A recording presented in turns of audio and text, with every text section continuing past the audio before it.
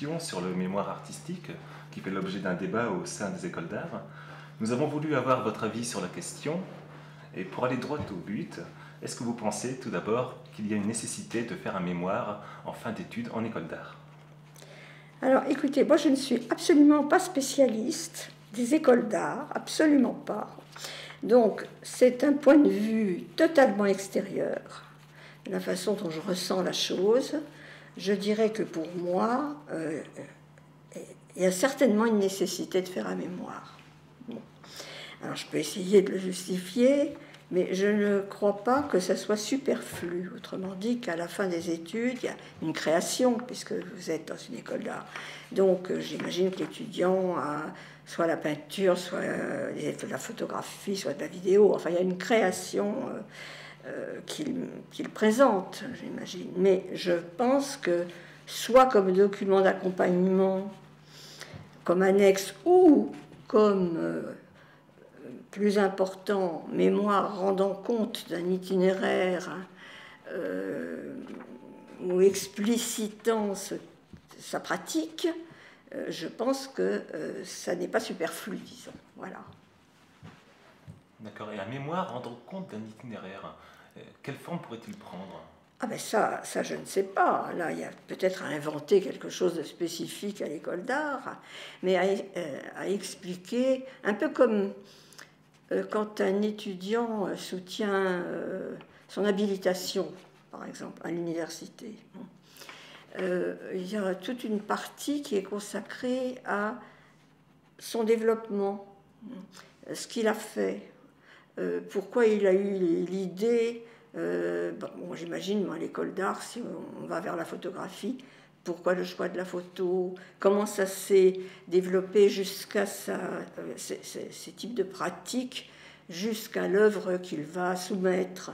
Donc il y a quand même un itinéraire qui est fait de choix ou de rencontres, et qui n'est pas simplement analyse de sources ou quoi que ce soit. Je veux dire, donc, qui ne prend pas la place de sources ou de ce qui serait l'équivalent d'une bibliographie, etc. Il y a vraiment, c'est ça que j'appelle un itinéraire. Pourquoi choisir cette pratique, comment ça s'est développé et pourquoi cette œuvre, parce que j'imagine que c'est finalement une œuvre qu'on présente, je n'en sais rien, puisque un point de vue extérieur. Mais c'est ça que j'appelle un itinéraire. Alors, ça peut très bien être qu'une seule partie du mémoire, mais je pense qu'il y a une partie du mémoire qui pourrait être consacrée à cet itinéraire, qui rend compte d'un choix, de pratique, et qui finalement rend compte de l'œuvre achevée. Après, on pourrait voir l'explicitation de l'œuvre, mais c'est une autre partie. Alors qu'il serait finalement, cet itinéraire, de mettre par écrit des choix biographiques qui ont amené à la pratique de l'étudiant. Oui, des choix biographiques, des rencontres, des lectures ou même d'autres œuvres d'art qui ont fixé, focalisé, qui ont permis qui ont donné des idées, voilà, il y a toutes sortes de possibilités là-dedans, mais je crois que c'est assez excitant. D'accord, mais on peut aussi se retrouver dans ce genre de cas avec un mémoire qui reste très centré sur l'étudiant et pas assez ouvert aux autres ou au monde. Quelque chose de très intime. Ben, pas forcément. Quand je parle d'un itinéraire, je parle d'une partie du mémoire. Mais une autre partie pourrait justement montrer comment cette œuvre s'articule sur d'autres et élargit la perspective. Il n'y a pas que du biographique. Et est-ce que le mémoire devrait être obligatoirement par écrit? Est-ce qu'on pourrait penser à d'autres formes de présentation, comme en vidéo, avec une voix au-dessus, ou une performance, par exemple? Oui, mais ça c'est l'œuvre. C'est l'œuvre. J'imagine, si c'est une œuvre vidéo et qu'il y a une voix off sur la vidéo, alors ça pourrait éventuellement être le mémoire en voix off, mais ça n'est qu'un de l'écrit parlé. Vous voyez ce que je veux dire? Je veux dire que si on imagine une autre forme, et celle que vous proposiez pourrait l'être, ça n'est que de l'écrit parlé qui vient par-dessus l'œuvre. C'est une possibilité, ça. Mais vous ne faites pas l'économie de l'écrit, puisque c'est simplement de l'écrit parler. Mais on pourrait aussi peut-être imaginer un mémoire où toute une partie n'est que de la photographie ou des reproductions d'œuvres qui vont parler à la place des mots. Je ne crois pas. Je crois qu'on ne parle pas à la place des mots, on parle autrement. C'est un artiste, il s'exprime autrement qu'avec des mots.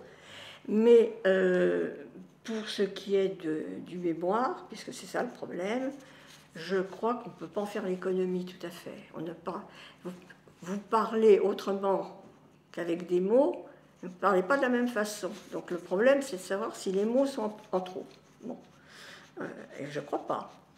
Après, ça peut être l'accompagnement, ça peut être de l'annexe, mais je ne crois pas que ça soit superflu. Et d'ailleurs, je disais à Jean-Claude tout à l'heure que je m'interrogeais, puisqu'on m'en a un petit peu parlé pour savoir ce que vous vouliez, je m'interrogeais sur le pourquoi d'un tel débat. Parce qu'apparemment, c'est un gros problème, puisque vous êtes là avec plein de questions, vous interrogez les gens, donc l'école doit être en plein débat sur ce problème. Et ça me pose problème qu'il y ait débat. Alors, je parlais d'une anecdote, je me rendais compte d'une anecdote. À la Société royale du Canada, un jour, nous avions comme ça à expliciter nos pratiques. Bon. Et je me souviens d'un collègue qui était spécialiste de Wagner et chef d'orchestre, et qui disait « Mais qu'est-ce que vous voulez que je fasse? Moi, j'ai une baguette, j'ai un orchestre, et ça passe par la musique. » Bon. Puis finalement, ces discussions, pourquoi voulez-vous que je parle de Wagner? Il y a 10 000 livres sur Wagner, alors que, en tant que chef d'orchestre, j'ai l'impression d'être original. Bon. Alors, finalement, en fait, cette discussion a mené à une espèce de poire coupée en deux, si vous voulez. C'est-à-dire, il a présenté un disque où il dirigeait Wagner. Donc, Wagner, ça peut durer 5 heures, donc 20 minutes, ça suffisait largement. Donc, il a fait ça pendant 20 minutes. Et après, il a pris la parole pour expliquer ce que Wagner représentait pour lui, pourquoi il est devenu chef d'orchestre, etc. Et puis, pourquoi il lui semblait qu'il avait une pratique originale en tant que chef d'orchestre, par rapport à ces milliers de chefs d'orchestre qui ont dirigé Wagner. Bien, on s'est aperçu qu'effectivement, c'était nécessaire ce qu'il a dit. Ça ne suffisait pas de nous balancer du Wagner que tout le monde connaissait par cœur, du reste. Donc, je crois qu'on ne peut pas faire l'économie des mots, même si ce n'est pas la partie principale de vos pratiques. Donc, il n'y aurait pas de différence entre un artiste et un chercheur en art? Ah ben si, parce qu'un chercheur en art, il ne va pas présenter une œuvre. Il va présenter sa recherche à propos d'œuvres, mais pas la sienne. Tandis qu'un artiste, il va présenter son œuvre. Mais il va falloir quand même qu'il en parle. C'est tout. C'est une grande différence, le chercheur en art et l'artiste, pour moi. Hein, c'est comme l'écrivain et le critique. On a souvent ces discussions. En tant qu'écrivain, je présente une fiction. Et les critiques derrière vont dire ce qu'ils pensent de la fiction. Ils vont essayer de la triturer, de l'analyser. Ce qui m'est arrivé, j'ai fait des romans. Ils ont été populaires au Québec. J'ai eu des milliers de thèses et de critiques qui ont disséqué mon travail, mais ça n'a rien à voir avec mon travail. D'ailleurs, en général, je leur disais, c'est intéressant, vous montrez des choses que je n'ai même pas vues sur ma pratique, puis par moments, je ne me reconnais pas du tout, j'ai l'impression de parler de quelqu'un d'autre. C'est une grande différence entre l'artiste et le critique, mais ça passe là aussi par des mots.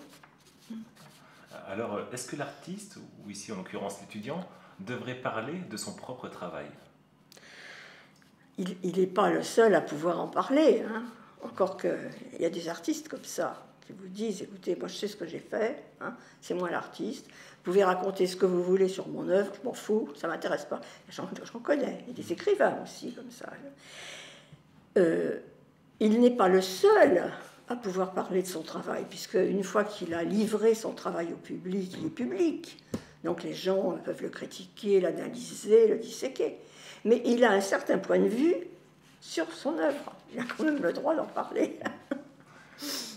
Oui, mais c'est parce que dans le cas du mémoire, par exemple, on est un peu dans l'analyse de son propre travail. Donc il faut savoir prendre assez de recul, avec en même temps le risque de répéter une œuvre qui existe déjà physiquement, de la répéter de manière Mais littéraire. c'est là où j'ai un problème avec vous, c'est que je ne vois pas comment on peut répéter ce qui est déjà dans l'œuvre, dans la mesure où l'œuvre, pour moi, elle est pas faite de mots, sauf si c'est de la fiction, un écrivain. Or là, j'ai affaire à des artistes, donc à des pratiques différentes. Et les mots ne font pas double emploi. Le mot une image, c'est pas la même chose. Le mot une photographie, c'est pas la même chose. Donc, alors vous avez dans l'idée quand même qu'il y a quelque part un double emploi possible. C'est ça, c'est Oui, là où j'accroche un peu. mais c'est parce que l'œuvre va déjà porter en elle des références, des signifiants qui auront été usés par d'autres artistes, par exemple. Oui. Et ces signifiants-là, à partir du moment où on commence à les écrire, à les conceptualiser, voire même à théoriser là-dessus, on est en train d'enfermer l'œuvre d'art. Pas forcément, vous n'êtes pas obligé de l'enfermer. Ces référents, ces signifiants déjà utilisés, ils ne sont pas forcément ils sont pas forcément évidents. Bon, il n'y a pas marqué sur une toile là voir Rembrandt machin ou là de pardon machin. Non, je veux dire, effectivement, il y a une analyse qui est faite. Bon, c'est à vous, dans votre mémoire, de faire en sorte qu'elle ne soit pas dans la fermeture. Ça, bien sûr. Il y a un danger, mais bon, il y a aussi un danger dans l'œuvre. Je ne vois pas le problème, mais peut-être c'est parce que je n'ai pas la pratique. Je vois bien que... C'est un peu le danger de ne pas rompre la polysémie de l'œuvre. C'est-à-dire de la rompre. Le danger, c'est de la rompre. Bon. Oui, mais tout dépend des mots que vous allez utiliser, du cadre d'analyse que vous allez utiliser. Effectivement, il y a un danger. Il y a un danger de plaquer une espèce de théorisation toute prête sur l'œuvre. Alors là, oui, là, vous êtes sûr, c'est fini.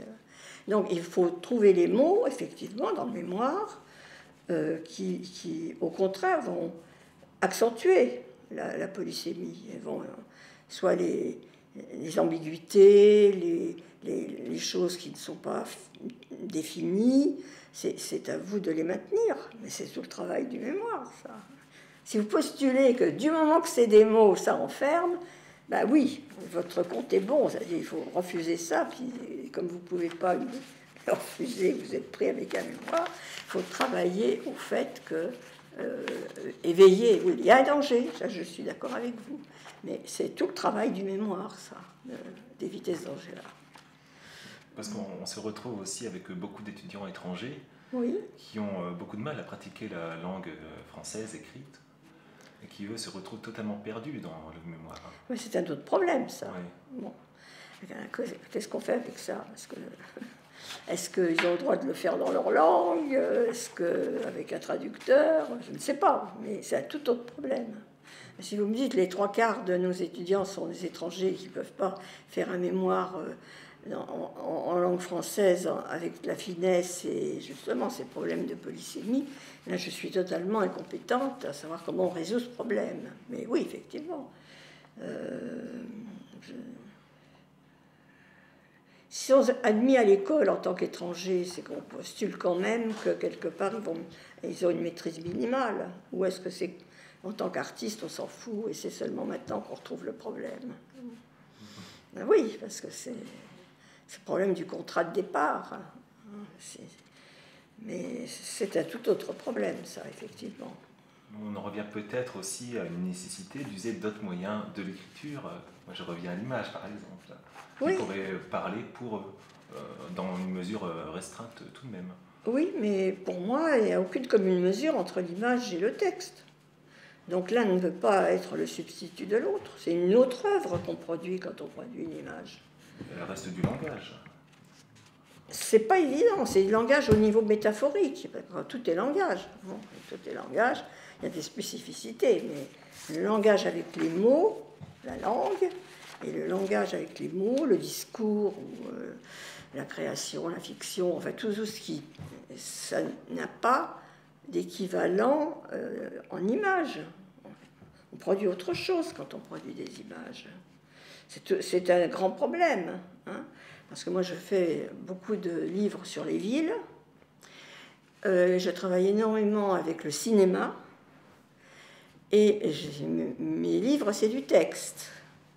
Donc, il faut que je trouve dans mon style quelque chose qui fait penser à des plans, à des scènes que tout le monde a vues par ailleurs, puisque je travaille beaucoup avec le cinéma hollywoodien, par exemple. Mais ça reste des mots, et ça reste un problème. Quand je dis il faut imaginer cette scène, je vais parler demain, le Hollywood Boulevard avec les palmiers et puis le petit plumet en haut. Dans tous les films, on a ça, dans tous les génériques, on a Hollywood, on a ça. Donc c'est une image extrêmement familière. Bon. Mais elle ne remplace pas un texte, elle ne remplace pas l'histoire de Los Angeles ou la scène qui va se passer. C'est pas la même chose. Heureusement que c'est pas la même chose, du reste. C'est une spécificité cinématographique, il y a une spécificité textuelle, il y a une spécificité de photographie qui n'est pas la même chose que le cinéma, et qui n'est pas la même chose que des images arrêtées, c'est encore autre chose. Chacun sa spécificité. Alors vous pouvez dire que c'est du langage, oui, mais ce qu'on exige de vous, si je comprends bien, c'est en plus de ce langage-là, un langage avec des mots, puisque il y a mémoire. Alors vous, votre question, je ne peux pas y répondre. Est-ce qu'on ne peut pas remplacer ça par autre chose? Est-ce que vous avez la faculté de le faire? Donc ma question, c'est est-ce que vous pourriez, institutionnellement parlant, dire, nous, notre mémoire, ça ne sera pas ça, ça sera ça? Est-ce que vous avez la latitude de le faire? Ou est-ce qu'on vous dit non, à la fin de vos études, il faut la mémoire? On peut l'apprendre. Donc vous pouvez le faire. Difficilement, mais on peut l'apprendre, oui. Bon, alors pourquoi pas laisser le choix? Mais je vous préviens tout de suite, ça va être difficile. Voilà. Plus difficile que la mémoire avec des mots. Parce que là, il va falloir trouver l'équivalent filmique ou imagé ou vidéo, tout ce que vous voulez. Et là, vous allez vous casser le nez, parce que justement, c'est pas tout à fait l'équivalent. C'est plus facile avec les mots. Même si ça vous paraît difficile ou si ça vous paraît une réplique, une redite, vous en sortirez plus facilement qu'en se disant non, moi, je veux garder la spécificité de mon médium et je vais essayer d'expliquer avec mon médium. Vous pouvez. Et puis si vous avez la latitude, vous avez la liberté de le faire, faites-le, mais je vous préviens que c'est plus difficile. D'accord. On va continuer Oui. sur la mémoire. Si je ne me trompe pas, je crois que vous avez été professeur. Ah.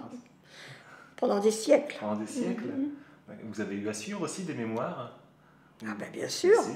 Alors comment doit-on évaluer un mémoire en école d'art? Ah oui, ah ben moi j'ai pas évalué des mémoires en école d'art, je ne sais absolument pas comment. Moi j'ai évalué des mémoires de sociologues, des mémoires d'historiens, donc ça je peux vous dire comment on fait, mais en école d'art je n'en sais strictement rien, je ne sais pas ce que je ferais si j'avais... Je ne sais pas combien de pages vous avez droit. La mémoire de maîtrise que j'ai évaluée, il y avait jusqu'à 100 pages, 80, 100 pages. Bon. Donc, ils étaient à peu près tous faits sur le même modèle au niveau formel. Hein. Ils présentaient un problème, ils le traitaient, alors soit avec des archives, quand c'était des historiens, ou des sondages, ou des interviews, quand c'était des sociologues. Il y avait une partie qui était la littérature de la question, comment ils s'inséraient là-dedans, de quel cadre théorique ils pouvaient se réclamer. Après, il y avait le développement de leur propre recherche.